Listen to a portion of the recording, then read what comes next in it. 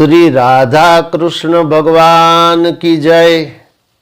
योगिनी एकादशी तारीख 2 जुलाई 2024 मंगलवार का दिन। तो योगिनी एकादशी का शास्त्रोक्त महात्म्य, ये श्रृंखला का ये तीसरा और अंतिम प्रवचन। तो पहले 2 भाग में मैंने बता दिया था कि योगिनी एकादशी के 2 प्रमुख फल शास्त्र ने दर्शाए। तो पहला फल ये व्रत करने वालों के लिए कि योगिनी एकादशी का व्रत करने से 88,000 ब्राह्मणों को भोजन कराने का पुण्य प्राप्त हो जाता है। तो पहला तो ये फल। दूसरा फल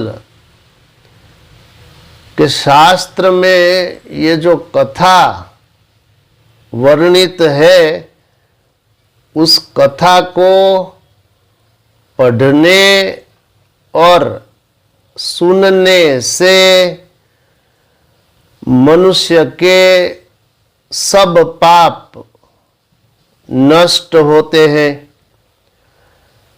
तो दोनों अत्यंत महत्वपूर्ण फल है। तो व्रत कर सके वो व्रत भी करे और ये कथा पढ़े भी और सुने भी।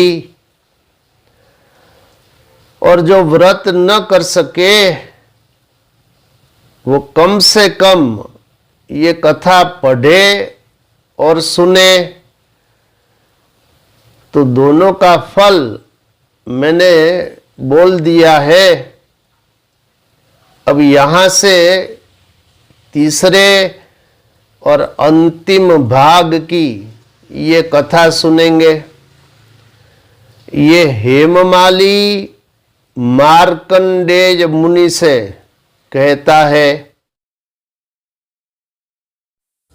सुनिए। शोक से व्याकुल अंतःकरण वाला मैं पत्नी के सुख को प्राप्त करने लगा।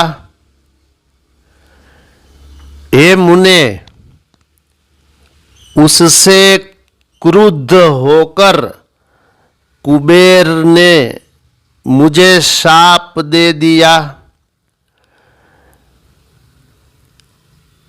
मैं कुष्ठ से युक्त हो गया और अपनी पत्नी से वियुक्त हो गया। अपने पुण्य के कारण मैं इस समय आपके सन्निकट आ गया हूं। सज्जन पुरुष स्वभाव से ही परोपकार करने में समर्थ होते हैं। हे मुनि श्रेष्ठ, मैं पापी हूं, आप मेरा प्रशासन करें। मार्कंडेय मुनि ने कहा, तुमने इस विषय में सत्य कहा और झूठ नहीं बोला, इसलिए मैं तुमको कल्याणप्रद व्रत कहता हूं।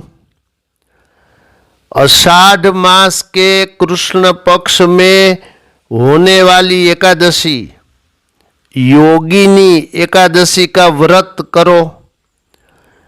इस व्रत के प्रभाव से तुम्हारा कुष्ठ समाप्त हो जाएगा, यह निश्चित है।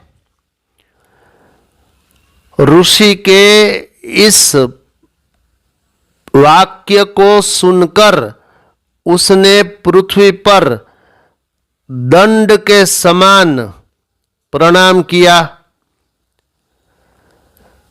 महर्षि ने उसको उठाया। उसके कारण वह अत्यंत प्रसन्न हुआ। महर्षि मार्कंडेय के उपदेश से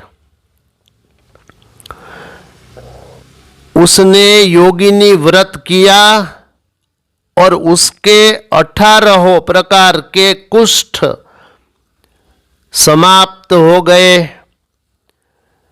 मुनि के कथन अनुसार व्रत करने से वह सुखी हो गया।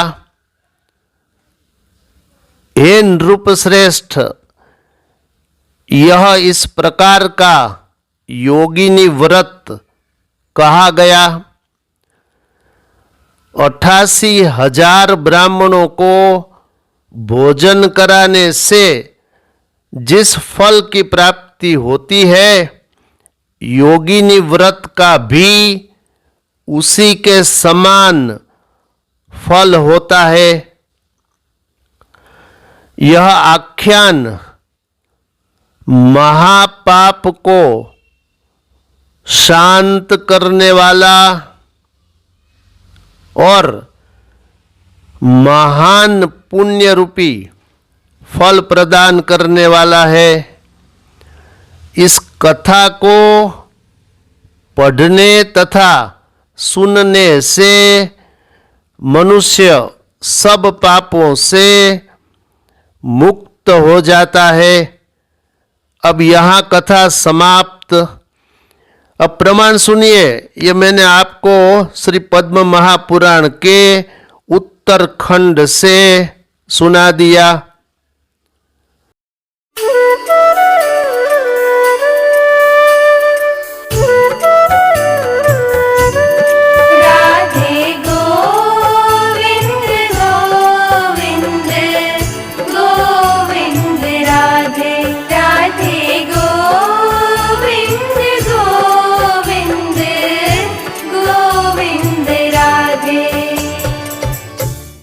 अस्तु, इस वीडियो में इतना ही।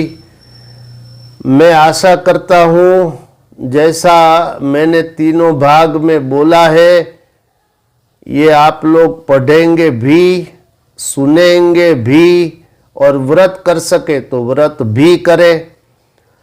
तो सब फल मैंने बोल दिया है और ये भी मैंने बोल दिया है, जितनी भी कष्ट है वो पाप के कारण ही, और यहाँ पढ़ने और सुनने से सब पाप नष्ट। देखते रहिए मोरे श्याम चैनल।